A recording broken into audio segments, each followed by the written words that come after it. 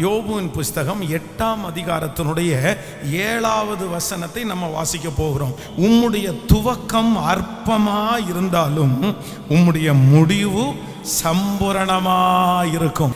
ஆண்டவர் நம்ம எல்லாருக்கும் வாக்கு கொடுக்கிறார்.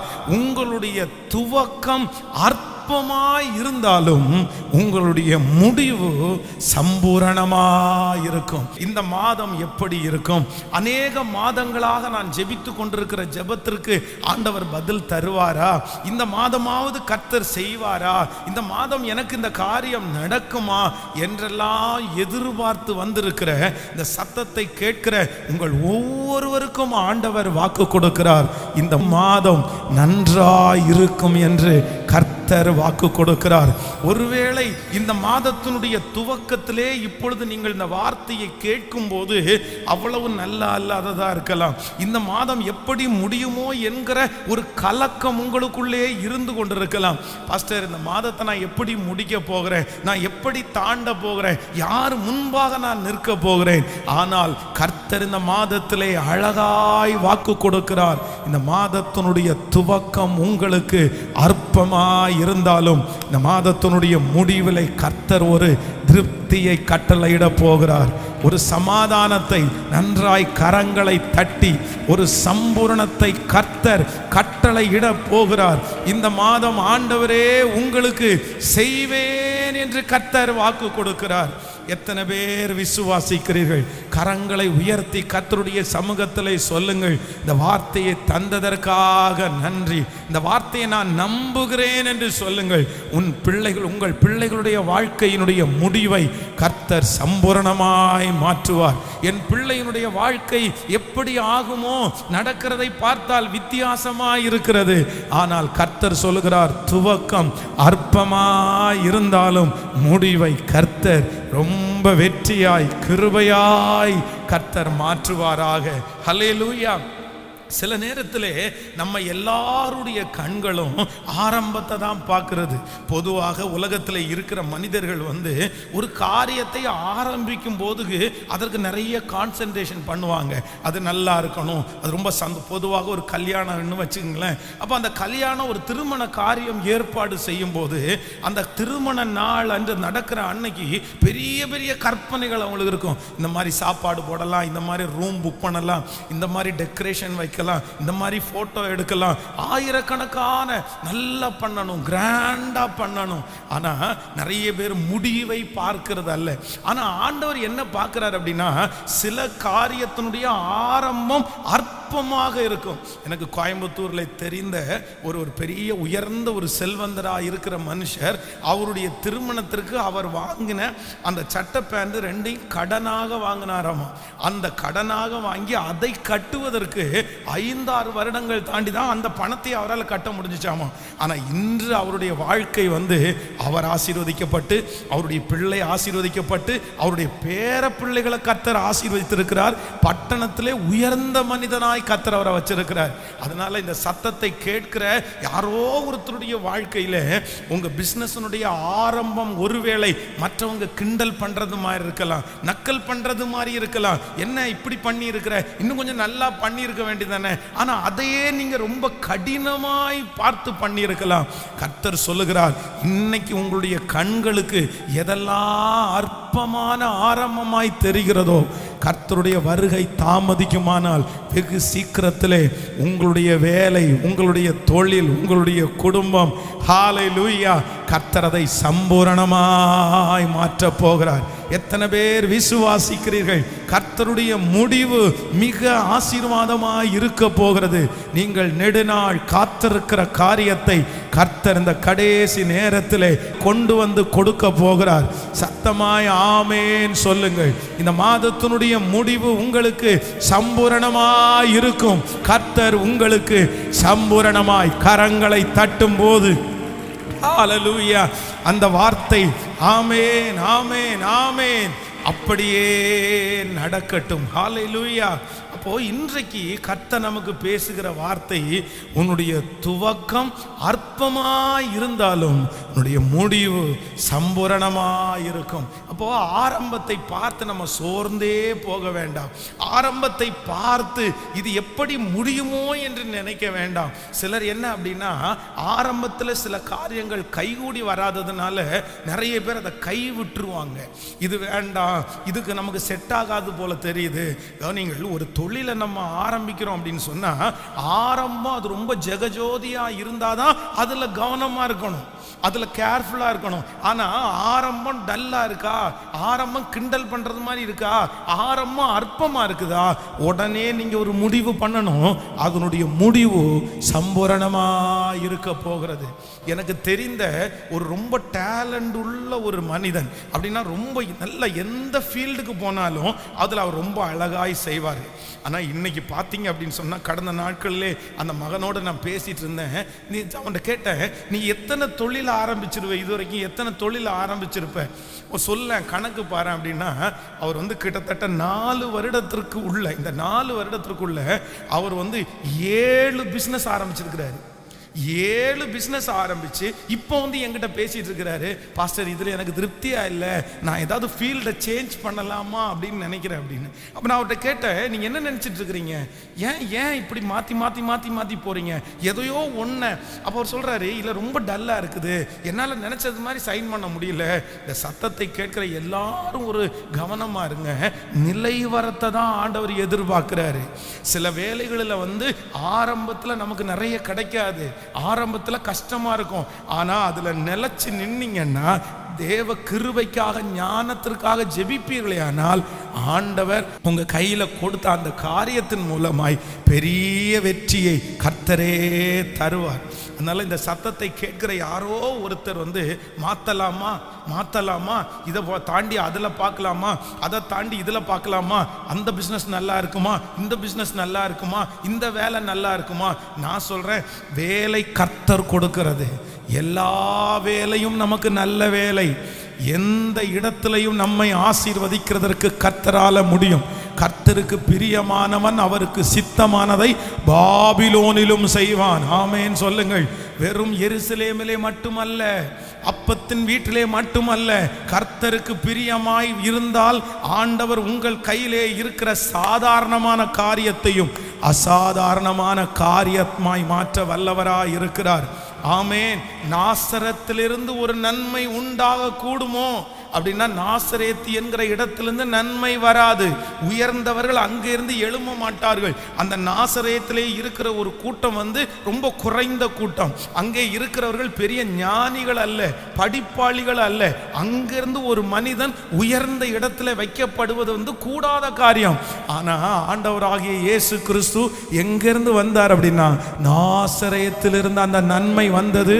அது பட்டணத்திற்கு மட்டுமல்ல, தேசத்திற்கு மட்டுமல்ல, உலகத்திலே இருக்கிற அனைவருக்கும் இன்றைக்கு ஆசீர்வாதமா இருக்கிறது. அதைத்தான் கர்த்தர் ஞாபகப்படுத்துகிறார்.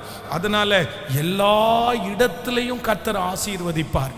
அப்போ துவக்கம் அற்பமா இருந்தாலும் ஆண்டவருடைய பிள்ளைங்க கலங்க கூடாது, முடிவு சம்பூரணமா இருக்கும்.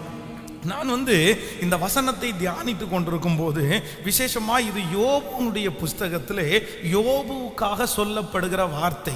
அப்போ அவனுடைய இருதயத்தில் நாட்கள் தாண்ட தாண்ட ஒரு கலக்கம் இருந்து கொண்டே இருந்தது. ஐயோ, என் வாழ்க்கை என்னமாய் முடியுமோ, என் பிள்ளைகளுடைய வாழ்க்கை என்னமாய் முடியுமோ அப்படின்ற இந்த நாட்களெல்லாம் எப்படி முடியும் என்று எதிர்பார்த்திருந்த அந்த யோபுவுக்கு ஆண்டவர் அவனுடைய வாழ்க்கையிலே 3 விதமான முடிவுகளை கர்த்தர் கட்டளையிடுகிறார். அந்த முடிவைத்தான் தேவன் நமக்கும் இந்த மாதத்தில் செய்ய போகிறார். நம்பர் 1, முதலாவதாக ஒரு வசனத்தை நம்ம வாசிக்க போகிறோம். யோபு புஸ்தகம், நீங்கள் 42ஆம் அதிகாரத்திற்கு வாருங்கள். கடைசி அதிகாரத்திலே 42ஆம் அதிகாரத்தினுடைய 11வது வசனத்தை நம்ம வாசிக்க போகிறோம்.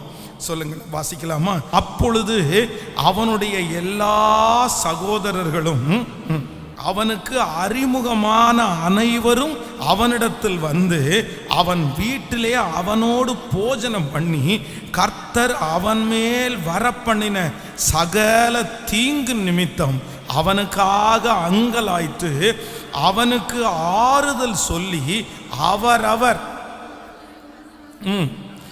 அவரவர் ஒவ்வொரு தங்க காசையும் அவரவர் ஒவ்வொரு பொன் ஆபரணத்தையும் அவனுக்கு கொடுத்தார்கள். கையை உயர்த்தி ஒரு ஹல்லேலூயா சொல்லலாம்.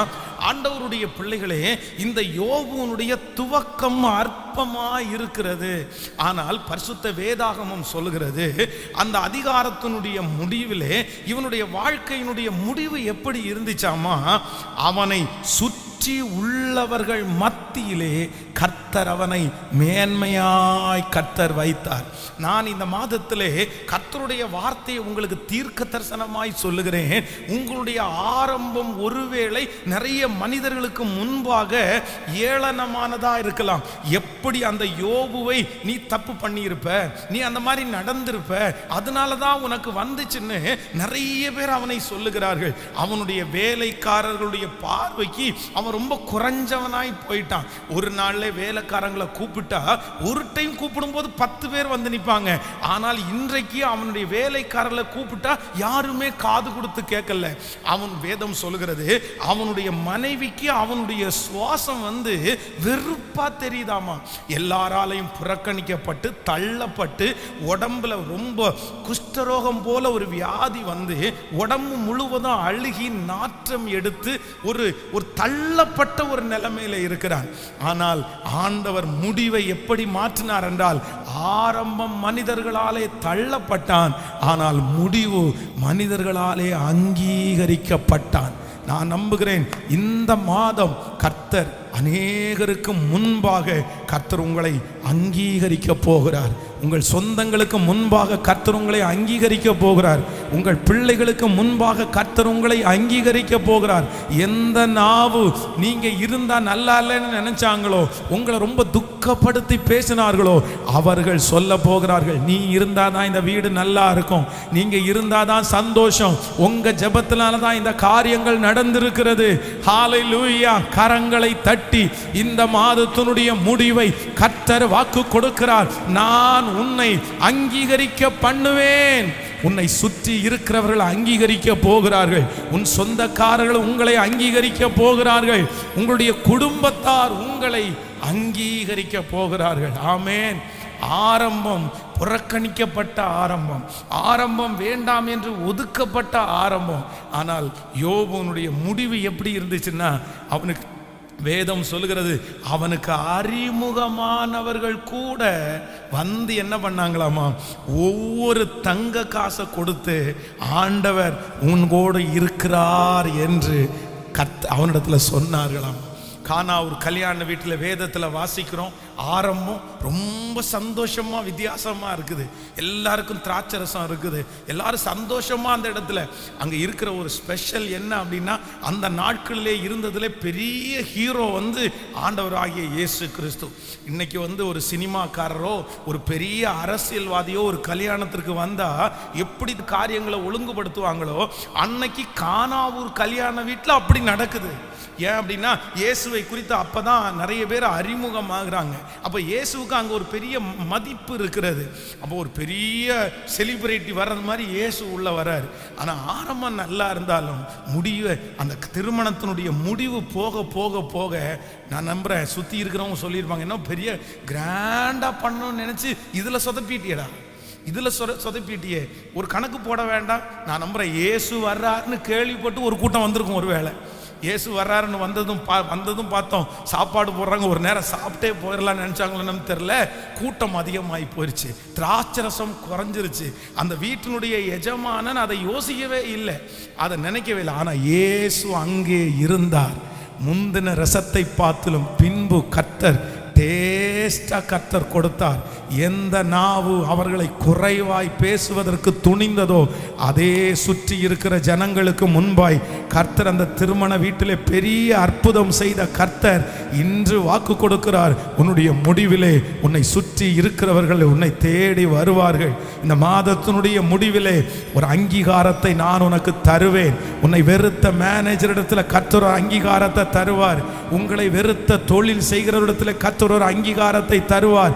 உங்களை வெறுத்த உன்னுடைய குடும்பத்தினிடத்திலே கர்த்தர் ஒரு அங்கீகாரத்தை இந்த மாதம் கர்த்தர் கட்டளையிட போகிறார். உங்களை சுற்றி இருக்கிறவர்கள் மத்தியிலே ஒரு அங்கீகாரம் இந்த வருஷத்தினுடைய முடிவிலே உண்டாகும். நம்புறவர்கள் கரங்களை உயர்த்தி சொல்லுவோம், இந்த வார்த்தையை நான் நம்புகிறேன் என்று சொல்லுங்கள்.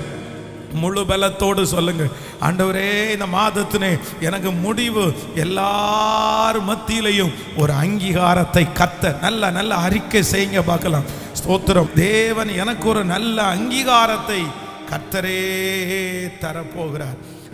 சுற்றி இருக்கிறவர்கள் மத்தியிலே உங்களுக்கு ஒரு மேன்மை.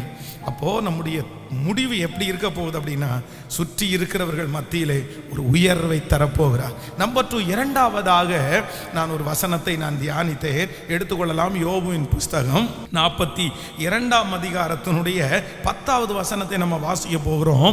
யோபு தன் சிநேகிதனுக்காக வேண்டுதல் செய்த போது கர்த்தர் அவன் சிறையிருப்பை மாற்றினார். யோபுவுக்கு முன் இருந்த எல்லாவற்றை பார்க்கலும் 2 தனையாய் கர்த்தர் அவனுக்கு தந்தருளினார். ஆமென் சொல்லுங்க.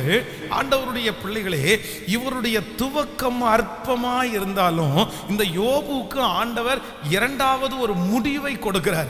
என்ன முடிவு கொடுக்கிறார்னா, ஆரம்பத்திலே இருந்தது நாளுக்கு நாள் அவனை விட்டு ஒன்றொன்றாய் கடந்து போனது. அவனுடைய சம்பாத்தியங்கள், அவனுடைய பிள்ளைகள், அவன் குடும்பத்தில் இருந்ததெல்லாம் ஒன்னொன்னா கடந்து போயிருச்சு. அவ்வளவுதான். நாளுக்கு நாள் அந்த மனுஷன் குறைஞ்சிட்டே வந்தான். ஆனால் கடைசி வேதம் சொல்லுகிறது, ஆண்டவருடைய முடிவு எப்படி இருந்துச்சு அப்படின்னா, அவன் இழந்த எல்லாவற்றையும் கர்த்தர் அவனுக்கு 2 மடங்கு தேவன் அவனுக்கு திரும்பி தந்தார். நீங்க ஒருவேளை இந்த பாதையில் நீங்க கடந்து வந்திருக்கலாம். பாஸ்டர், நீங்க சொல்றது மாதிரி தான் நடக்குது. நான் நாளுக்கு நாள் ஒன்னொன்னா நான் இழந்துட்டே இருக்கிறேன், நான் குறைவுபட்டுட்டே இருக்கிறேன். இப்படியே போனா எல்லாத்தையும் வித்துட்டு போவேனோ, எல்லாத்தையும் முடிஞ்சிருமோ, நான் திரும்பி ஆசீர்வதிக்கப்பட முடியாதோ.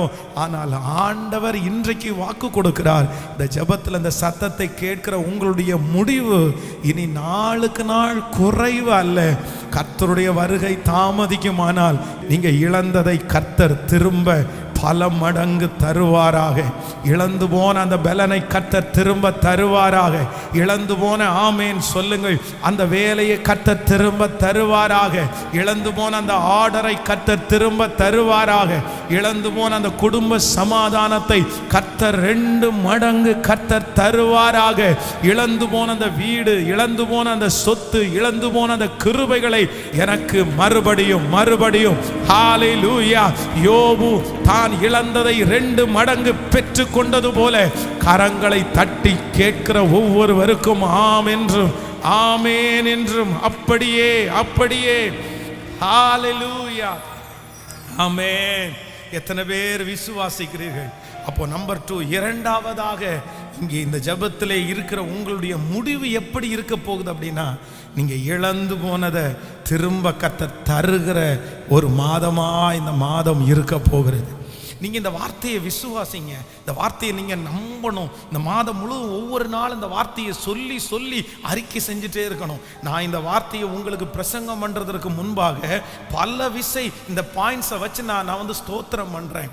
முதலாவதாக நான் சொன்னேன், ஆண்டவரே இந்த மாதம் என்னை சுற்றி இருக்கிறவர்கள் மத்தியிலே இதுவரைக்கும் கிடைச்ச அங்கீகாரம் அல்ல, இன்னொரு அங்கீகாரம் எனக்கு கிடைக்க போகிறதற்காய் நன்றி என்று காலையிலே ஜெபித்தேன். இரண்டாவதாக நான் ஜெபித்தேன், ஆண்டவரே நான் என்னென்ன இழந்தேனோ எல்லாத்தையும் கர்த்தர் இந்த முடிவில் எனக்கு திரும்ப 2 மடங்கு நீர் தருவீர் என்று நான் ஜெபித்தேன். நான் நம்புகிறேன், கண்டிப்பாக என்னுடைய கண்கள் காண போகிறது. அந்நிய கண்கள் அல்ல, நம்முடைய எல்லாருடைய கண்களும். இது கர்த்தருடைய வார்த்தை, இது ஒரு நாளும் பொய் சொல்லாது. இது மனிதனுடைய வார்த்தை அல்ல, இது விசுவாசிக்கிறவர்களுக்கு அப்படியே நடக்கும். இது விசுவாசிக்கிறவர்களுக்கு ஏதுவே இல்லாவிட்டாலும் இந்த வார்த்தையை நம்புகிறவர்களுக்கு கர்த்தர் அப்படியே செய்வார். இப்ப கையை உயர்த்தி சொல்லுங்க பார்க்கலாம், இந்த மாதத்தினுடைய முடிவிலே நான் இழந்த எல்லாம் என்னை தேடி வரப்போகுது. சொல்லுங்க, அந்த கிருபைகளை கர்த்தர் தரப்போறாரு, அந்த ஜெப ஆவிய ஆண்டவர் தரப்போறாரு. ஹல்லேலூயா. நல்லா சொல்லுங்க, அப்பா அப்பா என்னுடைய பிள்ளைகள் ஜெபிக்கும் போது அது நடக்கட்டும் சுவாமி, நடக்கட்டும் ஆண்டவரே. நான் பிரசங்கம் பண்ணி கொண்டிருக்கும் போதே உங்கள் பிள்ளைகளுக்காக நான் திறப்பில் நிற்கிறேன் ஆண்டவரே, நான் திறப்பில் நிற்கிறேன். இந்த மாதம் முடிவு உன்னுடைய துவக்கம் அற்பமாய் இருந்தாலும் உன்னுடைய முடிவு சம்பூரணமாய் இருக்கும் என்று சொன்னீரே.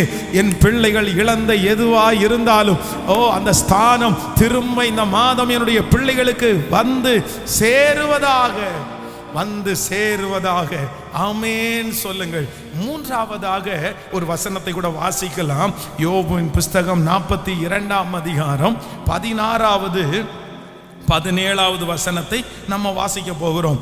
இதற்கு பின்பு யோபு 140 வருஷம் உயிரோடு இருந்து 4 தலைமுறையாக தன் பிள்ளைகளையும் தன் பிள்ளைகளுடைய பிள்ளைகளையும் கண்டான். யோபு நெடுநாள் இருந்து பூரண வயதுள்ளவனாய் மரித்தான். ஆமென். கர்த்தருடைய பிள்ளைகளே, இந்த யோபுனுடைய முடிவு எப்படி இருந்துச்சு அப்படின்னா, அவனுடைய முடிவு அற்பமாய் கிண்டல் பண்றது மாதிரி இருந்தாலும், நிறைய பேர் அவனுக்கு வாக்குவாதம் பண்றது மாதிரி இருந்தாலும், முடிவை குறித்து வேதம் சொல்கிறது, கர்த்தர் முடிவிலே திருப்தியான ஒரு வாழ்க்கையை கொடுத்தாராமா. அவனுடைய குடும்பத்தில் பார்த்தீங்க அப்படின்னா வேதம் சொல்கிறது, தேசத்தில் எங்கும் யோபுவின் குமாரத்திகளை போல் சௌந்தரியமான பெண்கள் காணப்படவில்லை. அவர்கள் தன் தகப்பன் அவர்கள் சகோதரரின் நடுவிலே அவர்களுக்கு சுதந்திரம் கொடுத்தார். எவ்வளோ அழகான வார்த்தை. ஒரு நாள் தன்னுடைய பிள்ளைகள் இறந்து போன பிள்ளைகளை அடக்கம் கூட பண்ண முடியல பாருங்களேன். அது எவ்வளோ கொடுமையான ஒன்று.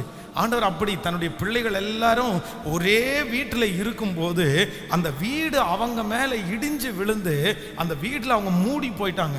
ஒரே நாள் தன்னுடைய பிள்ளைகள் எல்லாரையுமே சாக கொடுத்தார். சில நேரத்தில் நம்ம யோபு போல சோதிக்கப்படுறோன்றோம், ஆனால் யோபுனுடைய சோதனை மிகப்பெரிய சோதனை, அவ்வளோ பெரிய பாடுகள். ஆனால் எல்லாரும் சொல்லியிருப்பாங்க, பாருங்க உன் கூட கர்த்தர் இருந்தா ஒரு பிள்ளையாவது உனக்கு ஜீவனா இருந்திருக்கும்ல. இந்த பிள்ளையும் செத்து போயிடுச்சா உங்களுக்கு? மொத்த பிள்ளைகளையும் இழந்துட்ட. உன் குடும்பம் கட்டப்படாது. இனி எனக்கு உனக்கு எப்படி பிள்ளை பிறக்கும்? ஆனால் வேதம் சொல்கிறது, ஆண்டவர் ரொம்ப அழகாய் முடிவில் ஒரு திருப்தியான வாழ்க்கையை ஆண்டவர் தந்தார். சத்தத்தை கேட்குற உங்க எல்லாருக்கும் ஆண்டவர் ஒரு திருப்தியான வாழ்க்கையை தருவார், ஒரு சந்தோஷமான வாழ்க்கையை தருவார். உங்க பிள்ளைகளுக்கு ஒரு திருப்தியான வாழ்க்கையை தருவார். இன்றைக்கு உங்க குடும்பத்தில் இருக்கிற சண்டை சச்சரவுகளை என் தேவன் மாற்றுவாராக. உங்க குடும்பத்தில் எல்லா பிள்ளைகளும் நல்ல இடத்துல, தேசத்திலே அவர்கள் உயர்ந்திருப்பார்கள், பட்டணத்திலே அவர்கள் உயர்ந்திருப்பார்கள், தெருவிலே கர்த்தர் அவர்களை சாட்சியாய் கர்த்தர் நிறுத்துவார். உன் பிள்ளைகளை சமாதானம் பெரிதாய் இருக்கும் என்று கர்த்தர் வாக்கு கொடுக்கிறார். உன் பிள்ளைகள் எல்லாரும் கர்த்தரால் போதிக்கப்பட்டிருப்பார்கள், அவர்கள் சமாதானம். ஆமென். கரங்களை தட்டும் போது அது நடக்கிறது. உன் பிள்ளைகள் கர்த்தரால் போதிக்கப்பட்டிருப்பார்கள், அவர்கள் சமாதானம் பெரிதாயிருக்கும். கர்த்தர் ஒரு சமாதானத்தை, ஒரு திருப்தியான வாழ்க்கையை உங்கள் குடும்பத்திலே கர்த்தர் தரப்போகிறார். ஹல்லேலூயா. மனைவியை குறித்த ஒரு திருப்தி, கணவனை குறித்த ஒரு திருப்தி, உங்க பிள்ளைகளை குறித்த ஒரு திருப்தி. உங்க வீட்டுக்குள்ள நீங்க நுழைஞ்சிங்கன்னாலே ஆண்டவர் என்ன பண்ண போறாருன்னா ஒரு நல்ல திருப்தியை கர்த்தர் தரப்போகிறார். விசுவாசிக்கிறீங்களா இல்லையா? நான் நம்புறேன், ஆண்டவர் இந்த மாதமே அதை ஆரம்பிக்க போகிறார். நிறைய பேருடைய குடும்பத்தினுடைய உடைவுகள் மாறப்போகிறது, சண்டைகள் மாறப்போகிறது. கர்த்தருடைய வருகை தாமதிக்குமானால் திருச்சபைக்குள்ளே போகாத நிறைய பேர் திருச்சபைக்கு வரப்போகிறார்கள். உங்களுடைய கணவனார் முதலிலே காலடி எடுத்து வைக்க போகிறார், உங்கள் மனைவி காலடி எடுத்து வைக்க போகிறார். அவர்களுக்குள்ளே ரட்சிப்புக்கான ஏது உண்டாக போகிறது. குடும்பத்திலே இருக்கிற சத்துருடைய அந்த குழப்பங்கள் மாறி குடும்பத்திலே ஒரு சமாதானமான வாழ்க்கையை, திருப்தியான வாழ்க்கையை கர்த்தரே இந்த மாதத்தினுடைய முடிவிலே கர்த்தர் தரப்போகிறார். உங்க வேலையில் ஒரு திருப்தியை கர்த்தர் தரப்போறாரு. சத்தமாய் ஆமென் சொல்லலாம். போகிற இடம்லாம் நீங்க எப்படி இருக்க போறீங்கன்னா மனரம்யமா இருக்க போறீங்க. விசுவாசிக்கிறீங்களா இல்லையா? பக்கத்தில் இருக்கிற கையை பிடிச்சி சொல்லுங்க, நீங்க மனரம்யமா இருக்க போறீங்க. கர்த்தர் முடிவிலே உங்களை மனரம்யமாய் வைக்க போறாரு. நம்முடைய இருதயம் சில நேரத்தில் அலபாய்ந்து ரொம்ப ஸ்ட்ரெஸ்ஸுனால நிறைஞ்சிருக்குது. ஆனால் கர்த்தருடைய தெய்வீக சமாதானம் உங்கள் ஒவ்வொருவரையும் இந்த மாதம் ஆளுகை செய்வதாக. பிரச்சனை உங்களுக்கு முன்னாடி மலை போல இருக்கும், ஆனால் உங்கள் மனசு மட்டும் எப்படி இருக்கும்னா சமாதானமாக இருக்கும். இவ்வளோ பெரிய பிரச்சனையும் பார்த்துட்டு நிம்மதியாக படுத்து தூங்குறீங்களே அப்படின்னு உங்களை பார்த்து ஆச்சரியப்படுவார்கள். சத்தமாய் ஆமேன் சொல்லுங்க. உங்களை சுற்றி இவ்வளவு சூழ்நிலை இருக்குது, இல்லை நான் கர்த்தருடைய கரத்திலே சுகமாய் இளைப்பாறுவேன். ஆமேன். அவரவர் தங்கள் தங்கள் திராட்சை தோட்டத்தினுடைய நிழலிலே உங்களை பயப்படுத்துவார் இல்லாமல் சுகமா நீங்கள் தங்கி இருக்க போகிறீர்கள். உங்களுடைய முடிவு முடிவு முடிவு சம்பூரணமாய் இருக்க போகிறது. நிறைவாய் நிரம்பி வழிய பண்ணுகிற மாதம். ஹல்லேலூயா. உம்முடைய துவக்கம் அற்பமாய் இருந்தாலும் உம்முடைய முடிவு சம்பூரணமா இருக்கும். உங்க தலை மேல கையை வச்சு 10 டைம் இந்த வார்த்தையை சொல்லி அறிக்கை செய்யுங்க. உன் பிள்ளையினுடைய துவக்கம் அற்பமா இருந்தாலும் பிள்ளையினுடைய முடிவு சம்பூரணமாய் இருக்கும். இந்த பிரச்சனையினுடைய முடிவு அற்பமாய் காணப்பட்டாலும் சாதகமே இல்லாமல் இருந்தாலும் இதனுடைய முடிவு சம்பூரணமாய் இருக்க போகிறது. இந்த தொழிலினுடைய ஆரம்பம் அற்பமாய் இருந்தாலும் இதனுடைய முடிவு சம்பூரணமாய், இந்த ட்ரீட்மெண்டினுடைய ஆரம்பம் அற்பமாய் இருந்தாலும் முடிவு சம்பூரணமாய். இந்த வருஷத்தை துவங்கினேன், நான் ஒன்றும் செய்யவில்லையே, இந்த வருஷத்தில் ஆரம்பத்திலிருந்து இதுவரையிலும் நான் ஒரு வெற்றியையும் காணவில்லையே. இல்லை, இந்த மாதம் இஸ்ரவேல் ஜனங்களுக்கு இந்த மாதத்தினுடைய முடிவு சம்பூரணமாய் சம்பூரணமாய் இயேசுவே அதை நிறைவேற்ற வல்லவர். கர்த்தரே அதை நிறைவேற்ற வல்லவர். கரங்களை தட்டி கர்த்தருடைய நாமத்தை ஹல்லேலூயா